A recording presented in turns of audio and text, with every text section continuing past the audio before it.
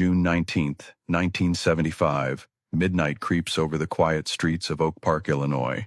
In the dimly lit basement kitchen of a modest brick home, the air hangs heavy with the scent of garlic, sizzling sausage, and simmering peppers. Sam Giancana, once the untouchable emperor of the Chicago underworld, stands alone at the stove, his back turned, vulnerable. He's waiting for a friend, someone close enough to share a late-night meal. A faint knock echoes from the door, soft, familiar. Giancana doesn't hesitate. He opens it, and in that split second, his empire ends. A silenced, 22 whispers death. One shot to the back of the head. He falls. Then coldly, methodically, 6 more bullets pumped into his face, his mouth, his throat. The message is brutal, unmistakable. You were going to talk. Now you never will. Who pulled the trigger, and why silence him just days before he was due to testify before the U.S. Senate? Spilling secrets that could shatter the hidden alliance between the Mafia and the CIA? This wasn't just a mob hit.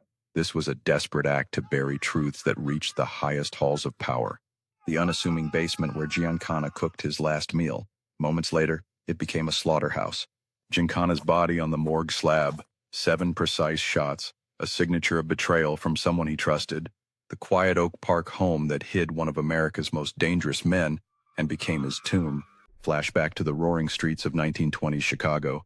A wild-eyed kid named Salvatore Giancana, nicknamed Mooney for his lunatic temper, runs with the 42 gang. Car thefts, beatings, his first kills rumored before he could shave. He drives getaway cars for Al Capone's machine gun squads. Witnesses vanish. Charges evaporate. By the 1950s, Giancana claws his way to the top of the Chicago outfit, a syndicate dripping in blood and cash. He seizes the policy wheels in black neighborhoods through terror. Casinos in Vegas bow to him. He parties with Hollywood's elite, dates bombshell Phyllis McGuire of the McGuire sisters, and counts Frank Sinatra as his personal errand boy. But beneath the charm, those cold eyes hid a monster. Giancana ordered hits without blinking. He was feared even by other bosses. And soon his reach would extend far beyond crime, straight into the heart of Washington. Sam Giancana in his ruthless prime, a stare that could freeze blood. The mob boss who walked among stars. Giancana's deadly charm masked an empire built on corpses. Giancana with singer Phyllis McGuire, love, glamour, and the constant shadow of death. If these dark tales of power and betrayal are pulling you in deeper, smash that like button and subscribe to Behind the Veil Truths. More heart-pounding exposés are waiting in the shadows. 1960, Cuba burns as Fidel Castro seizes power, kicking out the mob's lucrative casinos. Billions are lost, and the outfit rages with fury. Then, a shadowy meeting in a Miami hotel, CIA agents approach Giancana, Johnny Roselli, and Santo Trafficante with an unthinkable offer. Help us kill Castro. Poison, explosives, snipers, anything. Giancana agrees. Operation after bizarre operation fails, exploding cigars, poisoned wetsuits. But the alliance is sealed. The government and the mafia, partners in murder. Giancana goes further. He claims he rigged the 1960 presidential election, stuffing ballots in Chicago and West Virginia to put John F. Kennedy in the White House. In return protection, he even shared a mistress, Judith Campbell Exner, with the president. Whispers swirl about glamorous parties and secret rendezvous. But then, betrayal? Attorney General Robert Kennedy unleashes hell on organized crime. Wiretaps, raid. Giancana is furious. He yells, "I put your brother in power, and this is how you repay me?" Did that rage fuel something unthinkable? When JFK is assassinated in Dallas in 1963, fingers quietly point back to Chicago. The Forbidden Alliance. CIA and Mafia plotting against Castro.